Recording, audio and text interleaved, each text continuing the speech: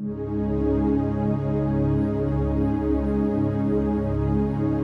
ketiga, Yudas. Yudas merupakan murid Tuhan Yesus ya, salah satu dari 12 murid Tuhan Yesus. Dan dia adalah bendaharanya Tuhan Yesus waktu itu. Nah, waktu Tuhan Yesus sebelum disalibkan, dia menjalankan tugasnya sebagai murid dengan baik. Tapi waktu itu menurut saya dia agak sedikit mata duitan. Ya, waktu itu orang-orang itu bilang bahwa tunjukkan kepada kami yang mana Tuhan Yesus gitu. Dan dia dikasih upah dengan uang 30 keping perak. Ya, dia dibayarin uang 30 keping perak dan dia terima. Waktu itu ketika mereka menyergap Tuhan Yesus, dia langsung mencium pipi Tuhan Yesus. Padahal sebelumnya Tuhan udah wanti-wanti nih, Tuhan udah bilang bahwa salah satu di antara kamu akan ada yang menjual aku gitu. Tapi kenapa ya menurut saya dia kok tidak menyadari akan perkataan Tuhan Yesus, malah dia melakukan hal itu gitu.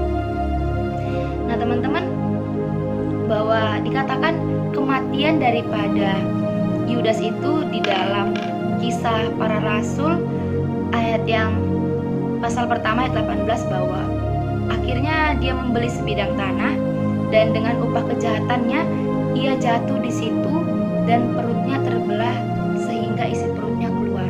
Ya, dia beli tanah dengan hasil dia menjual Tuhan Yesus ya.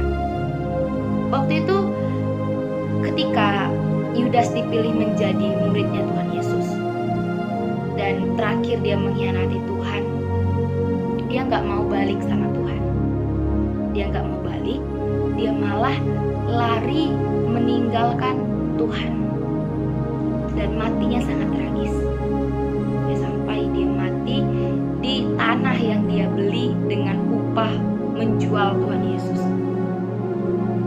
Nah, dari ketiga tokoh ini kita mau sama-sama belajar.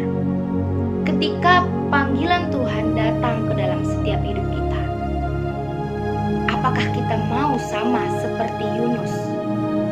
Mungkin kita lari dan kita nggak mau melakukan panggilan Tuhan, tapi ketika Tuhan ingatkan kita mau balik, atau kita mau sama seperti Saul, ketika Tuhan masih kasih kesempatan untuk dia masih dapat merubah kehidupannya, atau ia menyia-nyiakan kesempatan tersebut dan tidak mau melekat dengan Tuhan, atau sama seperti Yudas, ketika dia tahu dia sudah salah, dia malah tinggalin Tuhan. Ya, kita mau ada di posisi yang mana? Seringkali memang panggilan Tuhan dalam hidup kita itu buat kita ini bukan aku nggak bisa melakukan ini, aku nggak mampu, aku nggak kuat, aku nggak akan sanggup gitu. Kita sering sekali.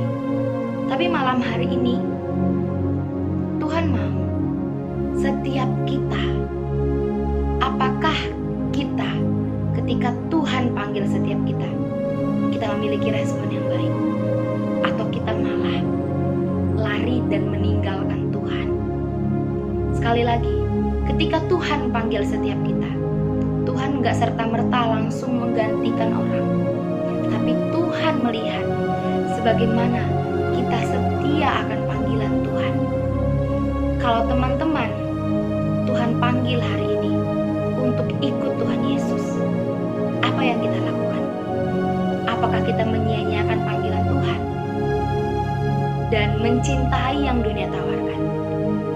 Saya mau katakan bahwa yang dunia tawarkan itu hanya bersifat sementara, dan satu waktu engkau gak akan suka dan engkau akan merasa bahwa yang dunia tawarkan itu adalah kesia-siaan.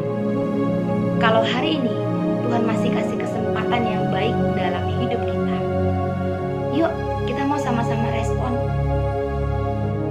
Kita mau sama-sama respon panggilan Tuhan. Sekali lagi, Tuhan merindukan setiap kita anak-anaknya untuk merespon panggilannya. Pilihan ada di tangan kita. kita mau pilih menjadi seperti siapa. Pilihan terbaik pasti Tuhan sudah taruh dalam setiap hati kita. Tinggal bagaimana setiap kita memilih dan merespon dan serta menanggapi panggilan Tuhan. Engkau mampu, engkau bisa, engkau hebat, engkau kuat bersama Tuhan. Gak ada yang mustahil saat hari ini engkau memutuskan pilihan yang terbaik dalam hidupmu. Demikian yang dapat sama-sama kita pelajari hari ini. Sekali lagi responnya dengan